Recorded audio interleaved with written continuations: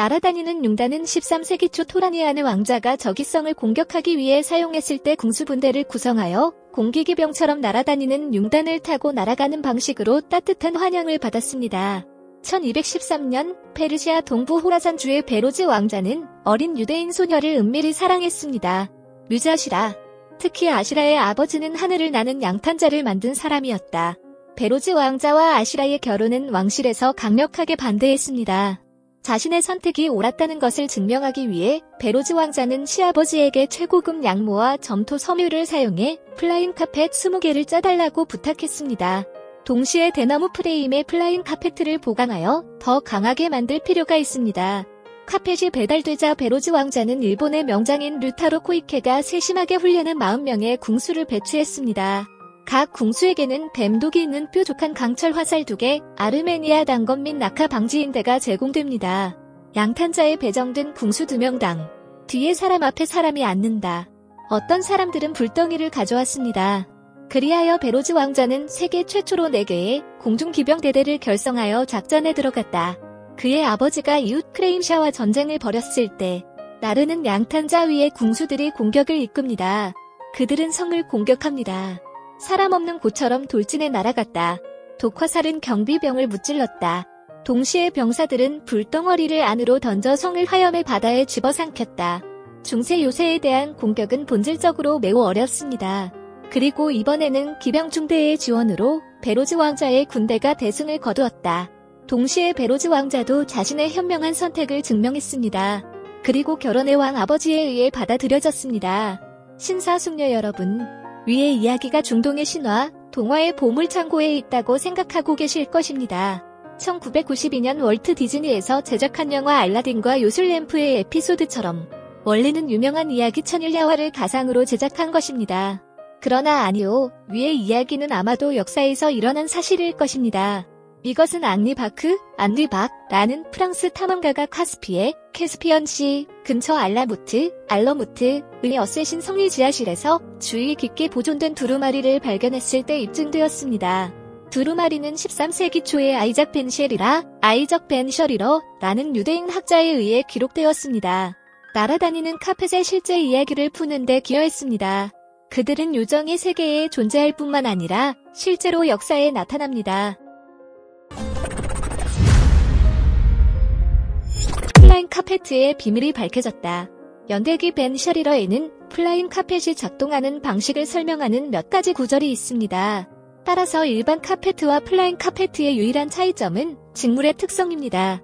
그 당시의 장인들은 매우 강한 자기를 가진 특별한 점토를 발견했습니다. 그들은 높은 산의 개울에서 가져옵니다. 사람의 손에 영향을 받은 적이 없습니다. 점토를 가져온 후 장인들은 지옥 7층 너머로 묘사되는 매우 높은 온도에서 다시 정련합니다. 항자성 특성을 제거합니다. 점토의 자기력을 몇 배나 더 강하게 만듭니다. 정제된 점토는 분쇄되어 양모 섬유로 염색된 다음 카펫으로 짜여집니다.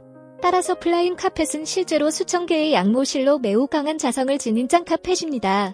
지구 자체는 북극에서 남극으로 수십억 개의 자기가 이동하는 거대 자석과 같습니다.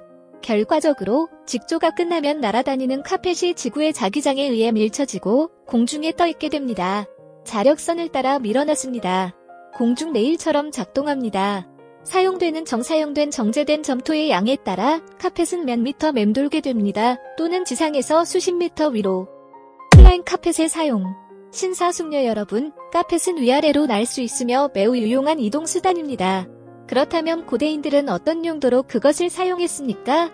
학자 벤 셔리러의 메모에 따르면 날아다니는 카펫이 몇 가지 효과를 나열해 보겠습니다.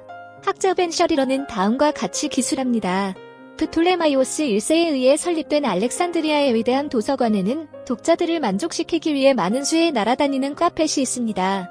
그들은 이 카펫을 빌려서 손으로 쓴 책장 사이에서 앞뒤로 미끄러지듯 움직일 수 있습니다. 알렉산드리아 도서관은 지구라트에 있습니다. 메소포타미아 수메르인들의 고대 건축물이다. 이집트 피라미드와 매우 유사합니다. 그러나 건설의 주요 재료는 진흙 벽돌입니다. 이 도서관의 천장은 너무 높아서 각 독자는 보통 공중에 매달린 나르는 양탄자에 앉아 책을 읽는 것을 좋아합니다. 4만 건의 문서가 있는 도서관에서 문서의 수가 너무 많아 다음과 같이 말했습니다. 50년 이상 1000명의 독자가 다 읽는데도 걸립니다. 도서관은 아우렐리아누스 황제 치하의 내전 동안 손상을 입었지만 그것의 최종 파괴는 이슬람 장군 때문이었습니다. 이 사람은 파피루스 더미를 태워 알렉산드리아의 도서관에 불을 지르는 동시에 날아다니는 양탄자를 바다에 던졌습니다. 무역 및 비즈니스, 플라잉 카페트가 대중화되면서 상인들도 자신의 장점을 보기 시작했습니다. 안전하고 낙타보다 훨씬 빠르게 여행합니다. 이 발전으로 장인들은 더 큰 카펫을 짜기 시작했습니다. 그러나 페이로드가 증가하면 카펫이 느려지고 비행시 고도가 낮아집니다. 이를 위해서는 장인이 카펫을 더 빨리 날 수 있도록 하는 요령을 알아내야 합니다. 이 사실은 18세기에 쓰여진 텍스트에서 증명됩니다. 지상에 있는 많은 사람들은 사마르칸트에서 이스파한까지 회오리 바람 속도로 날아가는 양탄자 위에 서 있는 한 무리의 남성을 보았습니다. 시바 여왕의 사랑의 선물. 목적 비행 카펫은 알렉산드리아의 위대한 도서관에서 독자들을 섬기는 데 사용되었으며 적을 공격하거나 거래하는 무기로 사용되었습니다. 또 다른 용도는 선물입니다. 벤 셔리러의 원고에 따르면 시바 여왕과 솔로몬 왕과 관련된 이야기가 기록되어 있습니다. 솔로몬 왕은 고대 유대 기록에 나오는 역사적 인물입니다. 지혜, 부, 왕의 전성기 왕조는 유대인들에게 전설로 숭배되어 왔습니다. 왕에게는 연금술에 열광하는 연인인 시바의 여왕이 있다. 그녀는 왕궁의 최고 지식인과 장인을 데려와서 이국적인 물건을 발명할 수 있도록 했습니다. 기원전 977년 여왕의 대관식에서 그녀의 왕실 장인 중 한 명이 작은 갈색 카펫을 제공했습니다. 지상에서 거의 1m까지 날아갈 수 있습니다. 왕비와 궁전의 신하들은 이 발명품을 즐겼습니다. 사람들이 이 카펫에 앉을 수 있는지 궁금합니다. 그리고 아티스트에게 이 보물을 더욱 향상시킬 수 있는 방법을 계속 찾도록 요청하십시오. 몇 년 후 예술가는 마침내 자신이 발명한 카펫 위에 사람을 올려놓는데 성공했습니다. 왕비는 좋은 소식을 확인하고 즉시 금과 은과 보석으로 수놓아진 푸른 비단으로 된 마법의 용단을 주문했습니다.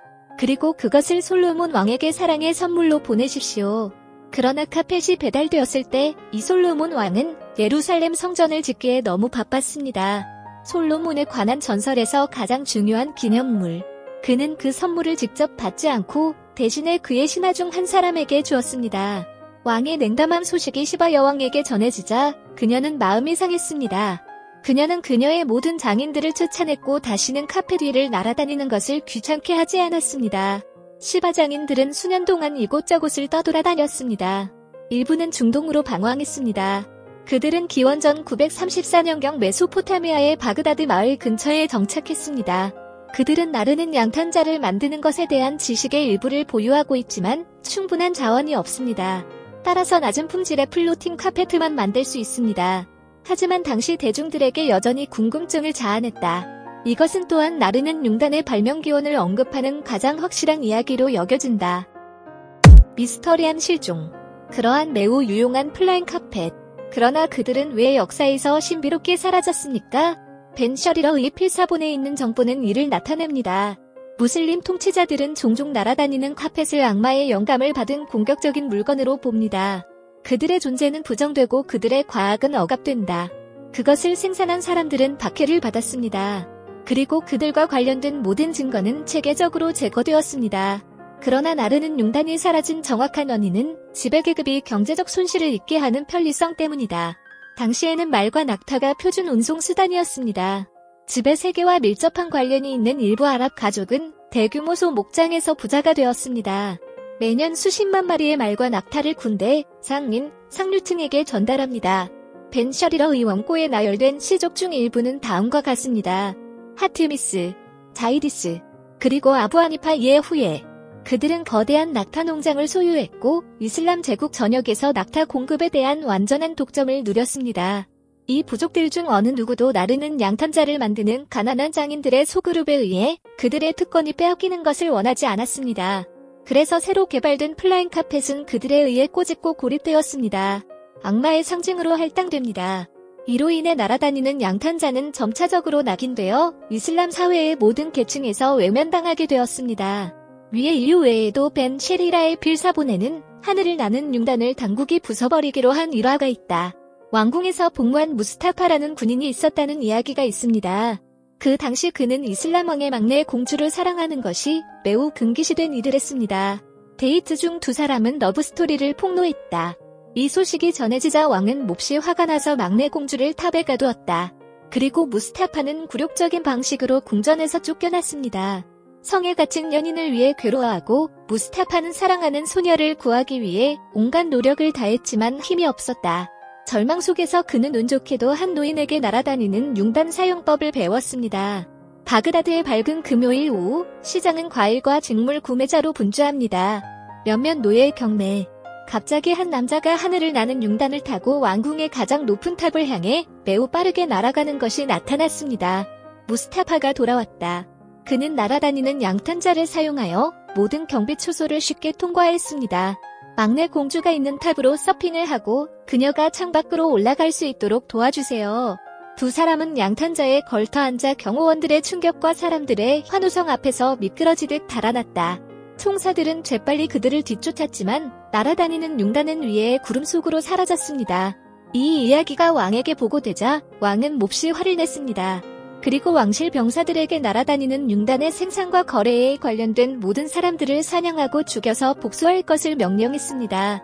소수의 장인들만이 목숨을 걸고 이란으로 탈출했습니다. 나중에 플라잉 매트를 만드는 기술은 또 한 번의 시련을 겪었습니다. 1226년 징기스칸은 중앙아시아의 대부분의 도시를 침략했습니다. 날아가는 양탄자를 만드는 장인을 포함하여 많은 사람들이 살해당했습니다. 전리품 중에서 몽골인들도 날아다니는 융단을 많이 발견했다. 그러나 한 죄수가 몽골 왕에게 말했을 때 콜론 이것은 당신의 말보다 빠릅니다. 그러자 그는 그것이 신성모독이라고 생각했다. 그래서 위대한 칸은 그의 광대한 제국에 있는 모든 비행 매트를 몰수하고 파괴하라고 명령했습니다. 지금까지 장인들은 자신과 가족의 생명을 보호하기 위해 더 이상 날아다니는 카펫을 짜지 않고 익명을 유지하기로 결정했습니다. 많은 일생을 통해 날아다니는 융단은 점차 사라지고 역사 속에서 사라집니다. 결국 그것은 오늘날 우리가 알고 있는 민담, 동화 속에만 남아있습니다. 신사숙녀 여러분, 동화에서 날아다니는 양탄자는 지극히 귀한 보물이라고 합니다. 역사에서 그들은 그들이 그러한 비극적인 운명을 가질 것이라고 기대하지 않았습니다. 이를 통해 지구의 자기장을 이용하여 영원한 동기를 만들어낸 고대인들의 지혜에 감탄하기도 합니다. 오늘날 사람들이 아직 하지 못한 일. 따라서 고대의 과학기술이 반드시 우리보다 낮았던 것은 아니라고 할 수 있다. 단지 우리가 그것을 완전히 인식하지 못하고 있을 뿐입니다.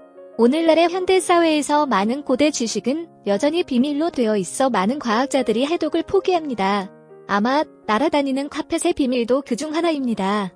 이 이야기가 재미있다면 좋아요, 댓글, 친척 및 친구들에게 널리 알려주세요. 안녕하세요. 다음 영상에서 만나요.